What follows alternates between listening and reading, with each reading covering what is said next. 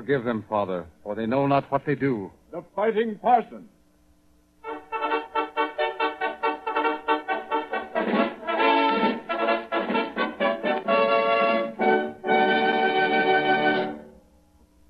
Good evening. We bring you the premiere in a new series of programs dramatizing the true experiences of that quiet, commanding, forceful little man, the Reverend E.J. Rawlings. Acclaimed throughout the nation, revered by clergy and laymen, exalted by law enforcement officers and high public officials, feared by criminals, he has been named by press and public the Fighting Parson. To any listeners who may not have heard or read of the man who will appear in person on this program, we wish to make it clear that he is an ordained minister of the gospel, and that the material upon which these dramatizations are based has been taken from records in his personal files, records dealing with his activity in cooperating with law enforcement officials to suppress that most devastating of all evils, the narcotic habit. Reverend Rawlings will tell you in his own words of the events leading up to his association with this work. We present Reverend E.J. Rawlings, known to thousands as the Fighting Parson. Good evening, ladies and gentlemen. It was back in 1925 that a Detroit businessman who was a personal friend of mine told me of a lecture he had heard in which the evils of the narcotics situation were set forth. I immediately became interested in the subject, feeling that here at last was the opportunity I'd been looking for to do something worthwhile for real down and outers. I made an appointment to meet the speaker, who was a police official. Just at this point, something happened. But before I get ahead of the story, I'll return you to your narrator, who will set the scene for tonight's dramatization. It was a bleak night in January 1925 in the city of Detroit. The mercury had fallen, and a heavy snow had blanketed the city. A chill, biting wind howled ominously. Newsboys shivered as they stood at their corners. Pedestrians scurried to their destinations through the ever-changing drifts, shoulders drawn together, collars turned high, hands shoved deep in overcoat pockets, feet hurrying home to the protecting warmth of a cozy fireside. We meet Reverend Rawlings just after he has dismissed his Wednesday night congregation and is about to drive a visiting pastor back to his hotel. Well, you all ready, Doctor? Yes, Rawlings, I think so. My, I hate to go outside. Will you listen to that wind? Yeah. Well, we'll take the shortcut to your hotel. It won't take so long. Good night, Tom. Good night, Doctor.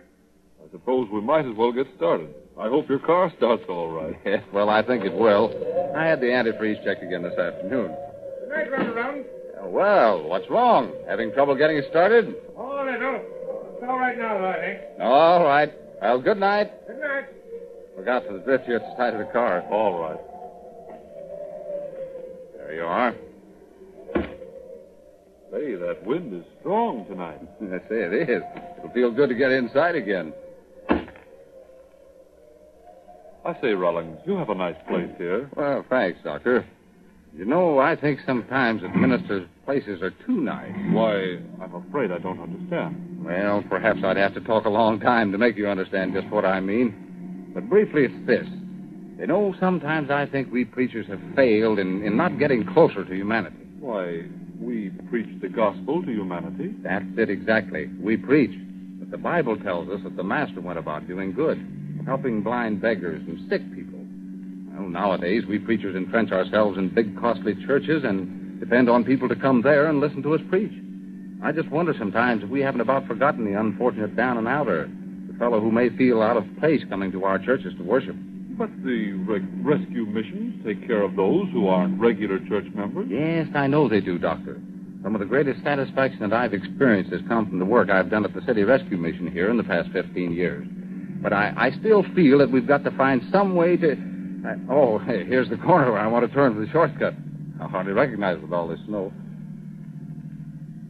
Oh, then you believe we should go outside our congregations more, is that it? Yes, but... Well, what's that up ahead, an accident? Yes, it must be. No, it looks like that one car has crowded the other one over to the curb. Well... Look what are those men doing on the sidewalk? Well, what do you know? Well, you look at those two men pounding that one poor fellow. Why, it's a holdup, that's what it is. I say, Rawlings, let's get up to the filling station at the next corner and call the police. Police nothing. They'll be gone by the time anyone could get here. I'm going over there. You're not going to try to stop here in the middle of the car track. You drive the car over to the side, Doctor. I've got to get over there. Well, now, really, Billings, I think you should... Another one for you, sweetheart. Oh, no. Oh, not anymore. Stop it! Oh, stop it! You're killing me! Yeah? Well, that's what we would do if our rods wouldn't make so much racket. Come on, get up off the ground. Oh, I can't. Honest, I can't. Oh, leave me alone now, won't you? You got my money, and there's my car. Oh, please, please, I can't stand anymore. Oh, ain't that too bad? You can't stand anymore. But you can still squawk and holler for the bulls to come after us. So maybe a nice kick in the breadbasket will quiet you down a little. How does this feel? Hey, Slim, look out. Wait a minute, Chew. How does this feel? Oh, Budinsky, huh? And you knocked Slim out cold, didn't you? Why, you little shrimp. No, you don't. Why, you son of a... There's one you won't duck. All right, mister. You asked for it. Well, you're going to get the old sure silent. Well, we'll see about that. Give me that gun. I'll give it to you. Right in the belly. Out! Out! Hey, let go! Let go, you're breaking my arm. That's what I will do if you don't drop that gun. Yeah. Stop it. I'll get you for this. That's it. Stick your chin out. Ah! Yeah. Takes care of those two, all right. Now, how about it, fella? All right? He's unconscious, the poor devil.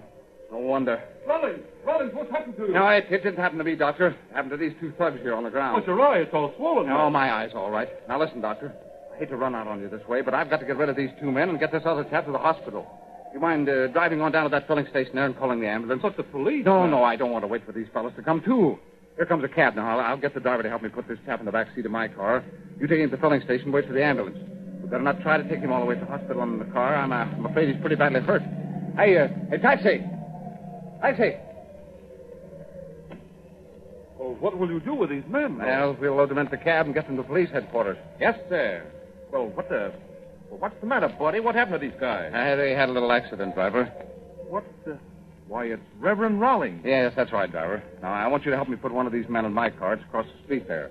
The other two we're taking to the police station in your cab. Yes, sir. I'll go bring your car over here. Yes, all right, Doctor. And if you don't mind, you can take a cab the rest of the way to your hotel. I'll see you tomorrow.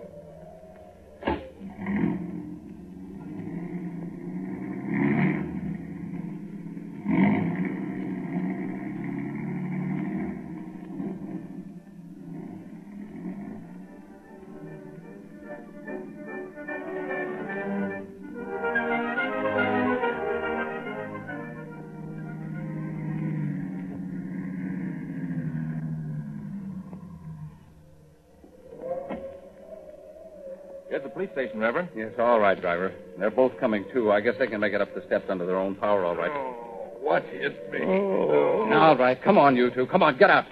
Oh, the station house, huh? Yeah, the inspector will be tickled to death to see us again. Close your trap, Mike. You have to blab all you know to this yokel. Hey, you mug. Don't you know that's no way to talk to him? Maybe you don't know who he No, is. it's all right. Never mind, driver. Just get his arm around behind him there like I have this one. We'll take them in all right. Yeah, that's what you said. Come on, Mike, run for it. Wait a minute. I wouldn't if I were you, Mike. Out! Get that fellow, driver. Get him. Got him. Got him. Come back here, you lug. Maybe I'm driving a cab now, buddy, but I ain't forgot my football days. Good work, driver. Good work. All right, come on now. Come on, let's get inside. Go with him.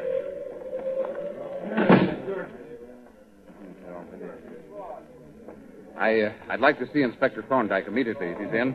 Well, sir, he's in, but I'm not sure you can see him right now. Well, just a minute. Here's my card. Will you take it in to him, please? Tell him I'm bringing a couple of guests with me.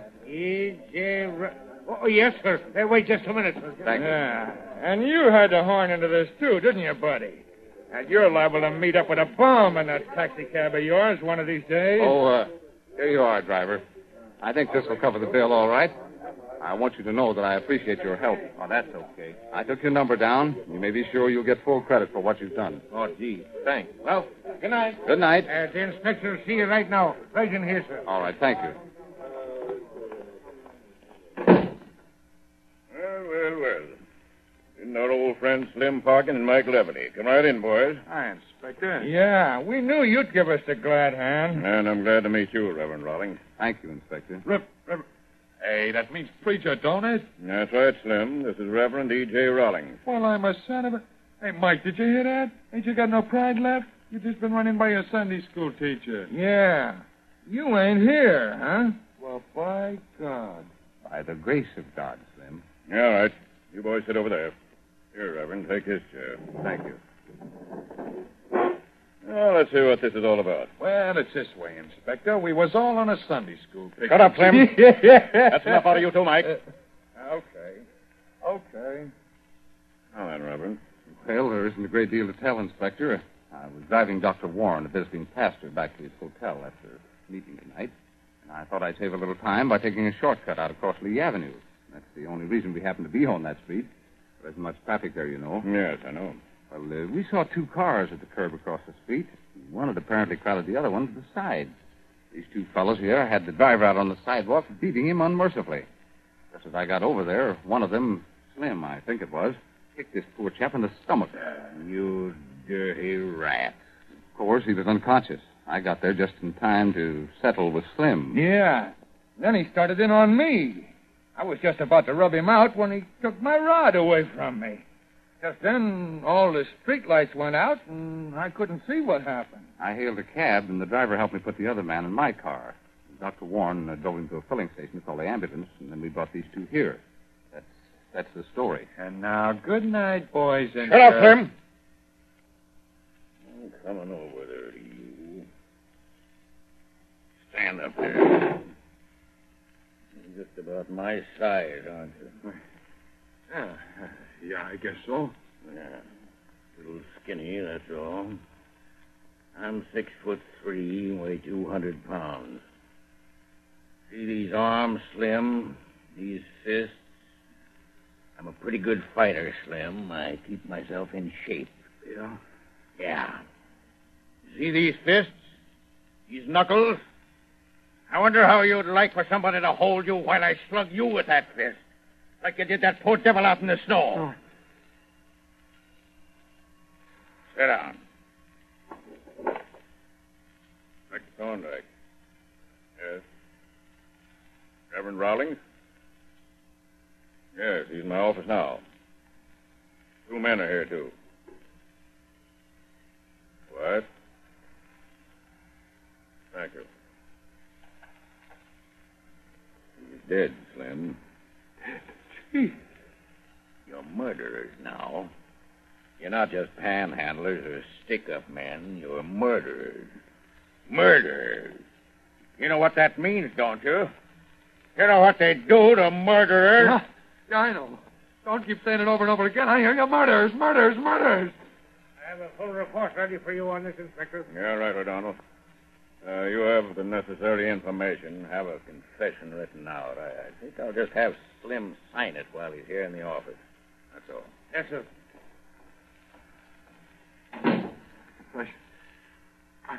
I ain't going to sign any confession. No, you ain't got anything on me. I think you'll sign it all right, No. Slim. No, I won't. You ain't got anything on me, I tell you. Haven't got anything on you. What about that poor devil out there in the snow? What about what Reverend Rawlings just said? You Heard all that, didn't you? No. Hey, better get a mouthpiece. Shut up, Mike. Yeah, a mouthpiece. Yeah, that's it. I won't say another word. You give me a mouthpiece. Get some crooked shyster lawyer in here to figure out a way for you to lie out of it? Oh, no. You managed to wiggle out of everything else we've had you up for, but not this time.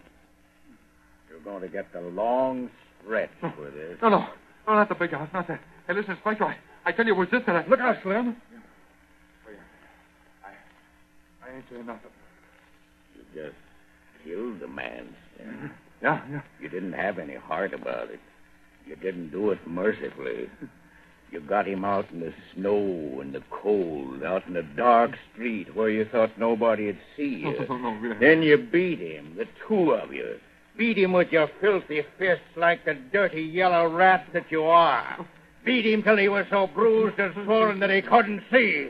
And still you weren't satisfied. So you kicked him to death. Shut up! Here's your confession, Inspector. Lay it on the desk. Yes, sir. I ain't going to sign it. I tell you, I ain't going to sign it. You've been in fights, haven't you, Slim? You know what fists feel like. Yeah.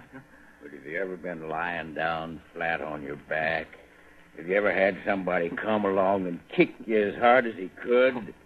You know what it feels like to have your insides busted up so they burn like you was on fire, like you had a belly full of red-hot coals? No. You know what it feels like to be bleeding to death inside? Stop it, Inspector. For God's sake, stop it. Well, if you don't know, Slim, how'd you like to find out? How'd you like to be kicked in the stomach like you did to that poor guy out in the snow? No, please. Please, Inspector, let me go. Let me go. I'll sign a confession. I'll sign it. I'll do anything. I'll do anything you want me to, but don't do that to me. Don't do All that to right, me. sign it.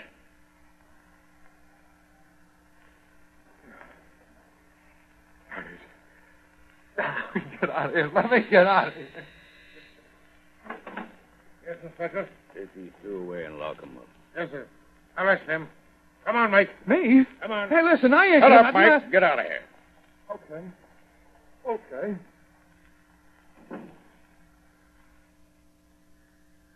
Not a very pretty picture, was it, Reverend? Well, you got the confession. Yeah. That's what I was after. The only language these birds can understand. If I'd locked him up, let him have a lawyer, had him out of here on bail by tomorrow. By time for the trial, he'd have had something else cooked up. That is, if he didn't have a case thrown out altogether. This way, Slim will be convicted. Probably Mike along with him.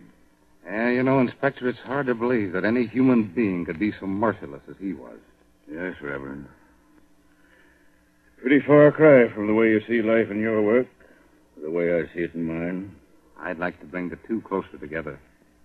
What do you mean? Inspector, my congregation are good Christian people. They come to listen to me simply as an interpreter of the Lord's Word. That's my calling, and I'll stick to it because I love it. But because they are good Christians, they're not the ones who need me most.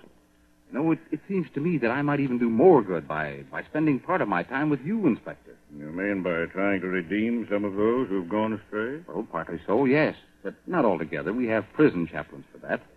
What I mean is that I'd like to actually work with you in the apprehension and the conviction of such men as Slim. It's a pretty awful story when you see it all acted out in front of you as I've seen this one. And the public... Well, I know you'll forgive me for saying this, Inspector. I'm sure you realize it as well as I do. The public's inclined too much toward a feeling of sympathy for the criminal, and a feeling of either disregard or perhaps even disrespect for police officials. Yes, I know. Well, now, perhaps if a minister were to actually know the inside of some of these things and then tell the public about them, they might listen to him. Yes, I think I see what you mean. But some of the things we go out on are pretty tough, you know. Well, I'm not afraid. No, please don't misunderstand. That's all right, Inspector. As a matter of fact, I'd like the experience of getting up against some things that are pretty tough, as you call them. Might give me a chance to make use of my wrestling and boxing training. Yes, perhaps even a few football tricks. That's the way they train ministers nowadays? Well, no, I wouldn't say that exactly. But it is true that most of us enjoy athletics just as much as anyone else. And I would in for them especially hard. I guess you proved that tonight when you brought in those two thugs. And before I forget it, Reverend Rawlings, I want to thank you and compliment you for that. That's the kind of cooperation the police force needs from citizens. Well, believe me, Inspector, I'm glad I happened along at the right time. But about what you said, that you'd like to work with us. Yes. Well, there's one branch of activity here in the city that the force definitely needs help on. That's in the district, as we call it. District? That's a section frequented by narcotic addicts.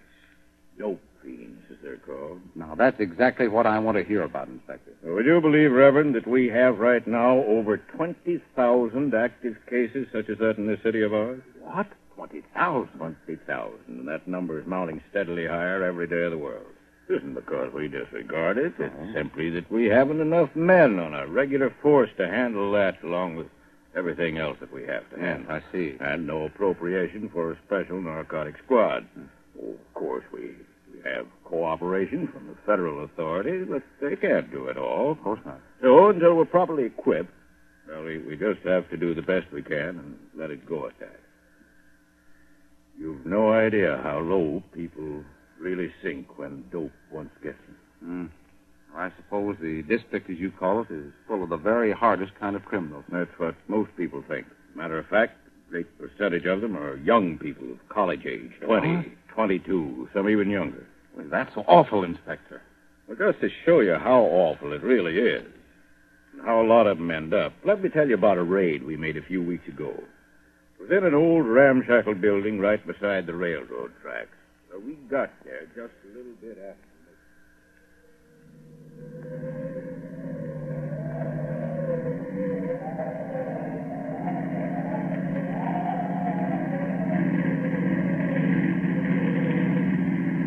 That's the place. Right there beside the tracks. Better turn off your light, Sergeant. All right, Inspector. Stop as quietly as you can, a little this side of the building. Yes, sir.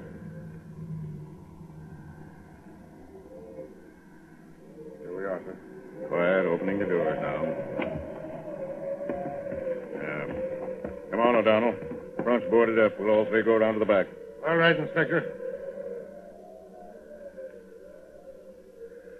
Sure they don't have a lookout at the door?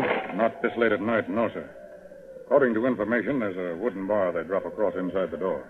I think we can pry it off all right with this crowbar. All right, here we are. Quiet now. Try the bar on the door, Sergeant. Okay. All right. Easy. Come on, all right.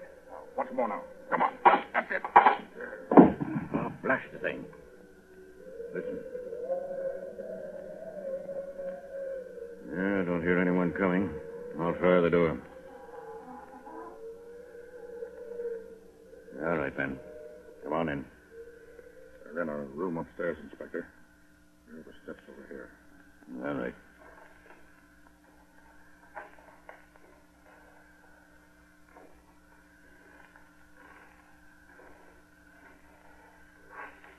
O'Donnell, wait in the hall outside the door.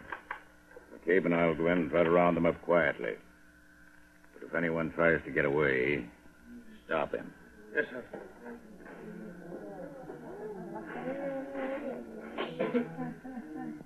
There's the room they're in. Quiet now, quiet. I'll try the door. It's locked. Yeah, we'll have to take a chance on them opening up, so.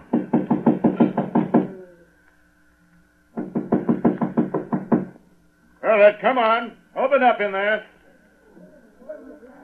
Come on, open up, I say. We'll break it down. All right, men. All together. Come on, boys. Give it to 'em. Come on. Get back there, you. All right, leave your stuff right where it is. Come on now, line up against the wall over there, all of you. Hey, look out. Don't try to open up. Hey, look, Inspector. Look at this girl. Yeah, good Lord, what a mess. Look at the rest of them, mostly all high school and college age. All right, who runs the joint? Come on, speak up. I do. I run it. I tell them drunk because I gotta have it. Go on, we're all right. Go on away, leave us alone. Go on away. Yeah, go away, all right, son, and we'll take you and your friends right along with us. Not me, you won't. You won't take me away because I'm... Stay in that window. McKay, stop him.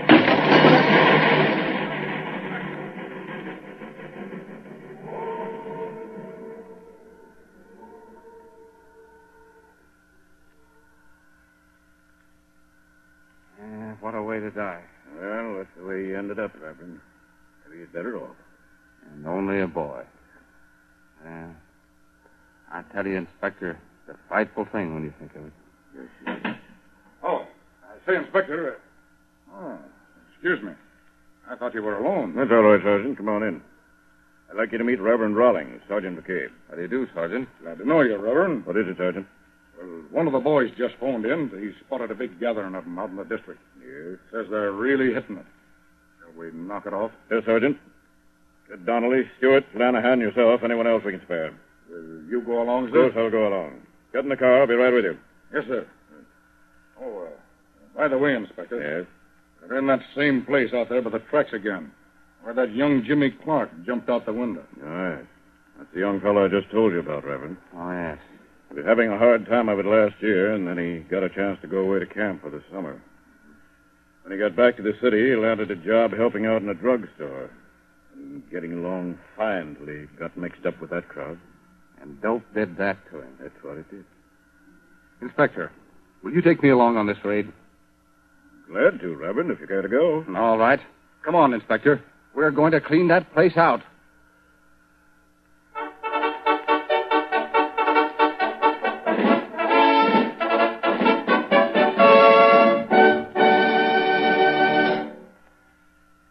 In this first episode of The Fighting Parson, you have heard in what manner the Reverend E.J. Rawlings first became associated with police work. And now, Reverend Rawlings, will you tell our audience what to expect next week? Next week, we will dramatize the first of a series of hair-raising experiences in the district itself. In this case, you will hear of how a dangerous underworld character, who was a wholesale dealer in morphine, upset our plans for his capture and nearly got me with a .45 automatic before I could get him with a pair of handcuffs. It is an exciting episode based upon actual facts.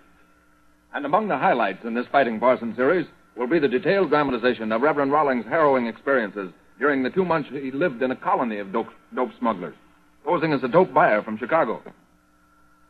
In an effort to convince our listeners of the genuineness of these stories, we have accepted the gracious offer of a distinguished personage, Circuit Judge James Cheneau of Wayne County, Michigan, to make a special trip to Chicago in order to tell you in his own words with what high esteem the citizens of Detroit regard Reverend Rawlings. Judge Cheneau. Good evening, ladies and gentlemen. Several weeks ago, my very good friend E.J. Rawlings mentioned to me that he'd been approached regarding a radio program in which his experiences would be dramatized. Now, I felt as he did, that in this way, perhaps more than any other, it could be brought home to the listening public more forcibly just what police officials have had to contend with as regards the traffic in narcotics. His experiences, as recorded here, are basically true, with, of course, the necessary dramatic liberties being taken. Now, I happen to be the prosecuting attorney of Wayne County during the action of the story you've just heard, so you may be sure that I know whereof I speak. Even if I did not personally know the facts, I could find them easily enough in the Detroit police files, newspaper files, and even at the federal office in Washington. E.J. Rawlings has been honored publicly in many parts of the country. He is an honorary member of the Association of Police Chiefs, which is in itself a mark of high distinction and recognition. And in our city of Detroit, he is respected, admired, and altogether held in the very highest regard by both officials and citizens. I am especially glad that the public at large is to know, through the great medium of the radio, just what the Reverend E.J. Rawlings has accomplished. And it affords me a great deal of pleasure and satisfaction to have the opportunity of saying these few words in his behalf. Thank you, and good night. Thank you, Judge Cheneau. Tonight's dramatization was true, except for necessary dramatic liberties. Names were fictitious and characters were impersonated, with the exception of Judge Cheneau and Reverend Rawlings, who appeared in person. Reverend Rawlings was impersonated only during the dialogue. The cast included Norman Gottschalk, Hugh Studebaker, Ed Prentice, Frank C., Tom Post, Claire Baum, Ray Appleby, Gus Kirkpatrick, and Forrest Lewis.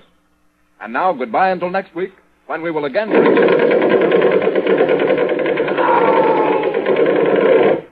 Forgive them, Father, for they know not what they do. The Fighting Parson.